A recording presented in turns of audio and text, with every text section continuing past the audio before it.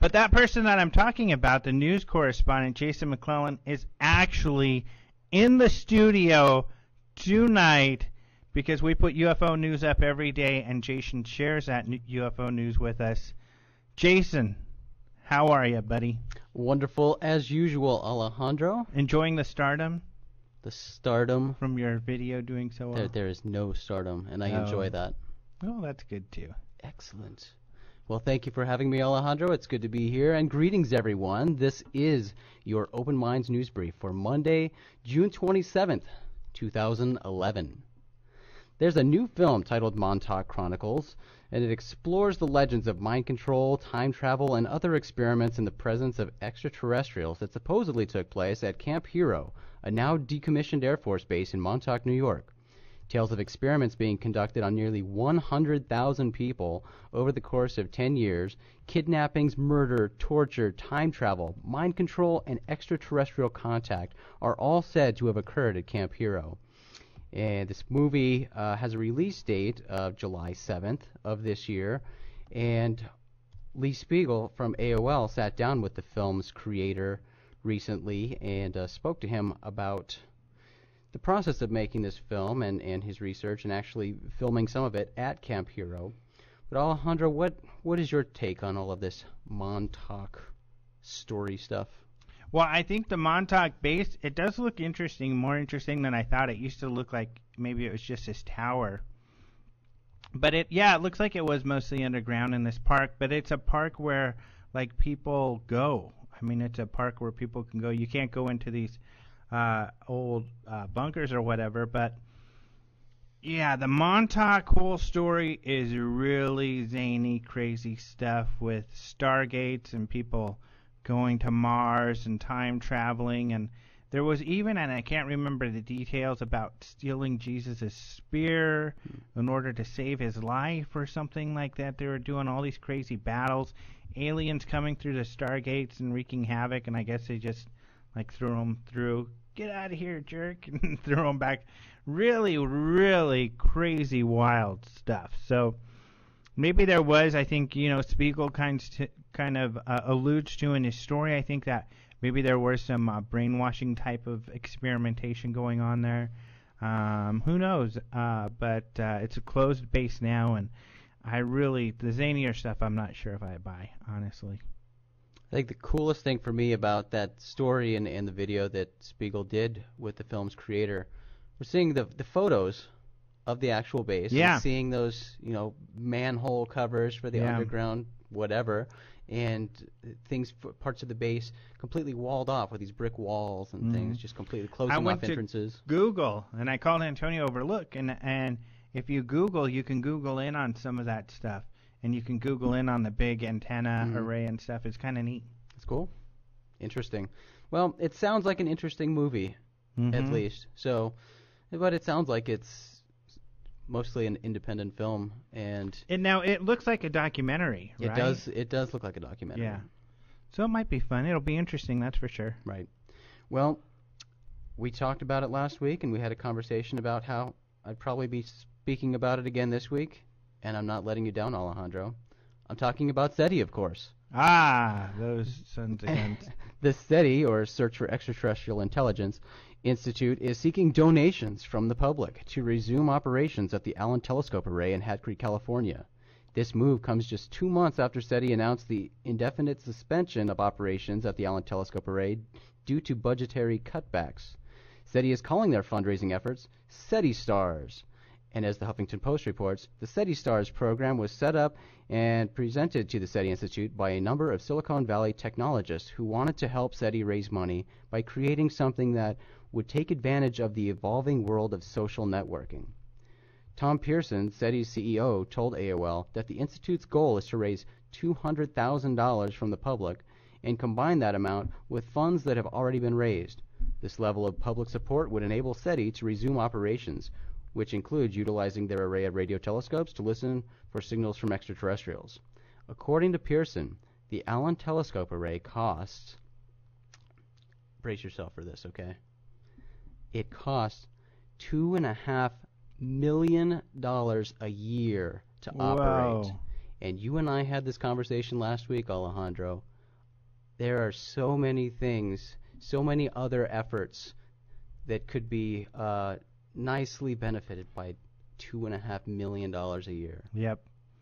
With $2.5 million, I could capture a flying saucer.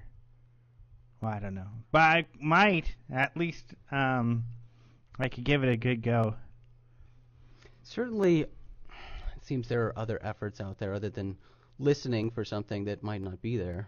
These weird radio waves, but there are many other private companies right now working on their spacecraft to go into space and explore. Yep. And it seems the money would be better spent there.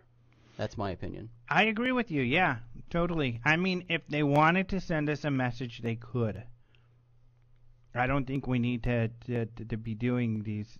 Maybe having one guy listening or paying attention who's in charge of that. But I mean, yeah, to spend all this money, like we're going to catch them off guard.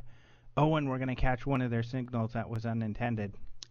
And as we pointed out before, SETI's not the only organization doing this. There are organizations around the world doing this with their radio telescopes. Yeah. So, $2.5 million. I mean, I like what they're doing, but, you know, for that price tag, I think the money's better spent elsewhere. We could have a network of people across the country with infrared cameras and gear watching the skies every night. Yeah, much better use of time and resources to have that many people watching for UFOs. And then we can pay scientists to analyze this stuff. Right. And, you know, in a real sense, and say, hey, you know, get better things than the skeptics telling us they're birds. Right. But we don't have $2.5 million a year. It's not up to us, so we'll let them do what they do. Yep. Well, in other news, Academy Award-winning actor Morgan Freeman currently hosts a show called Through the Wormhole on Discovery Network's Science Channel. Freeman challenges viewers to ponder the bold questions surrounding life and existence, according to The Hollywood Reporter.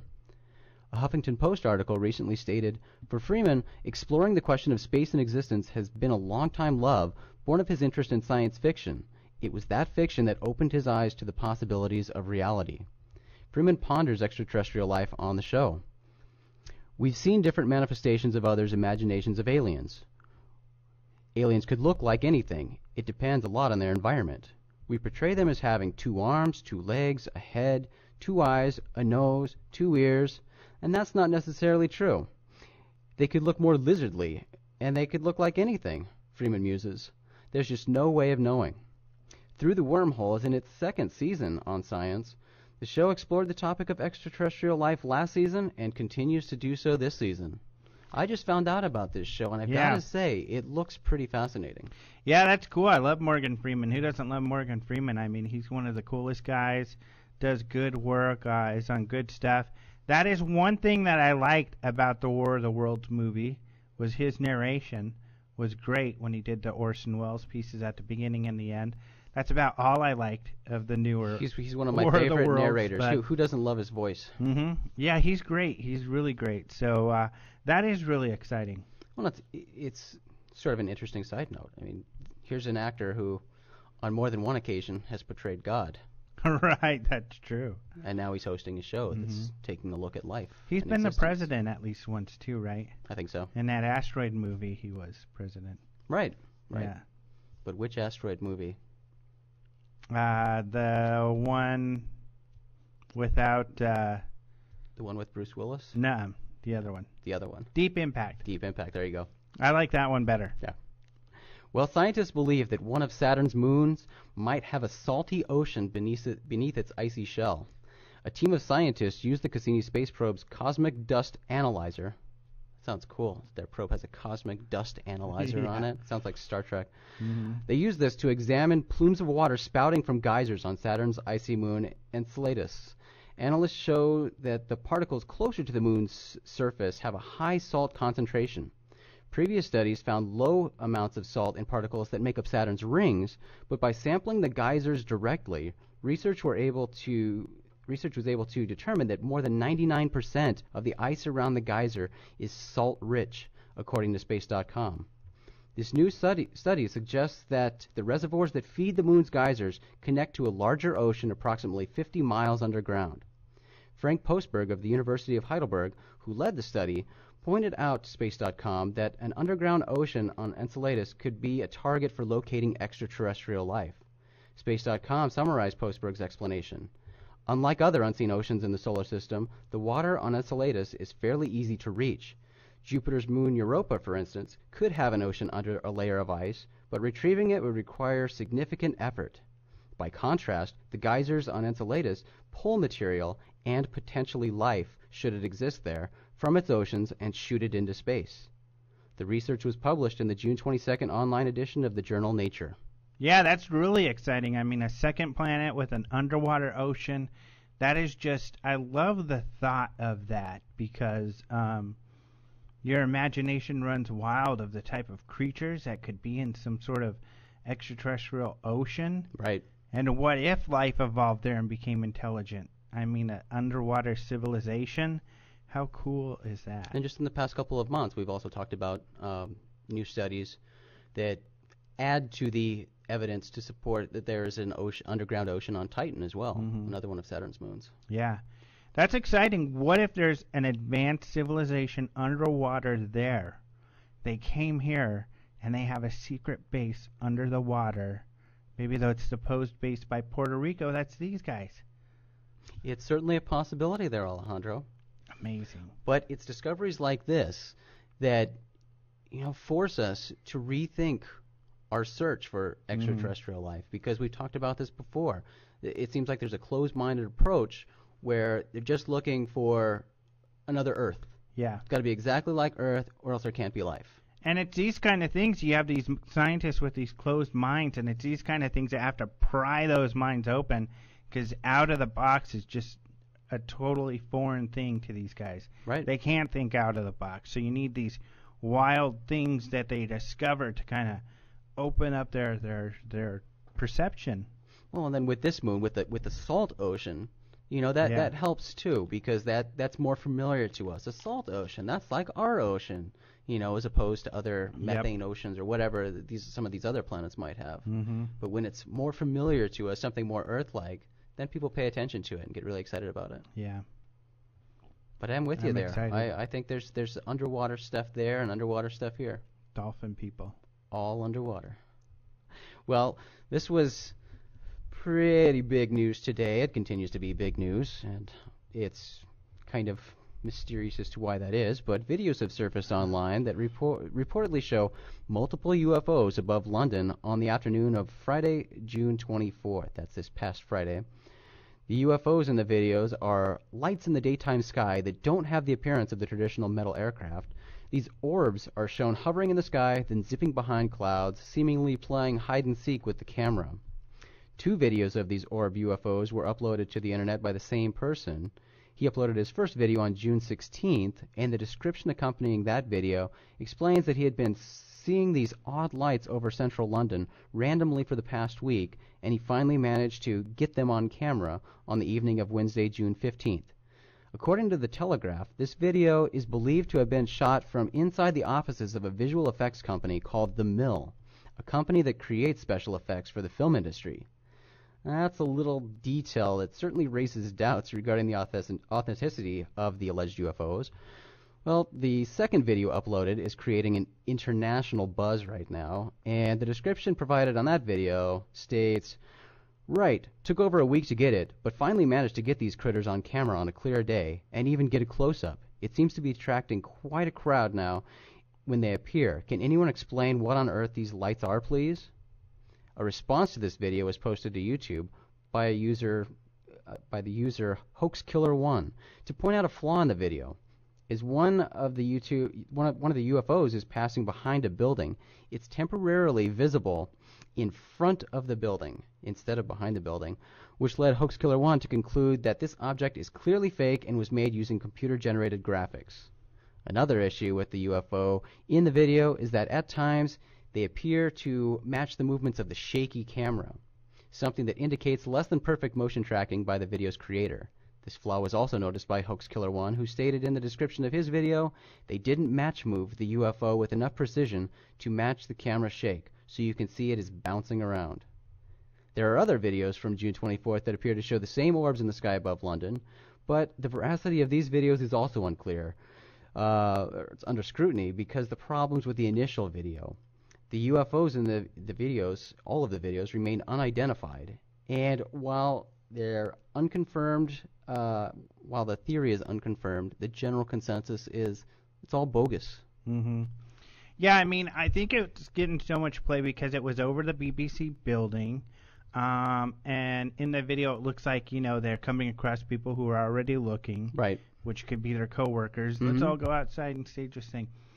And I think that's why it's so exciting, because what I had noticed was two things. Not only the shake, because the object should, be totally aligned with, like, the clouds in its movement. If the clouds wiggle, it should wiggle the same. And, right, there at least one moment where their shaking wasn't aligned correctly.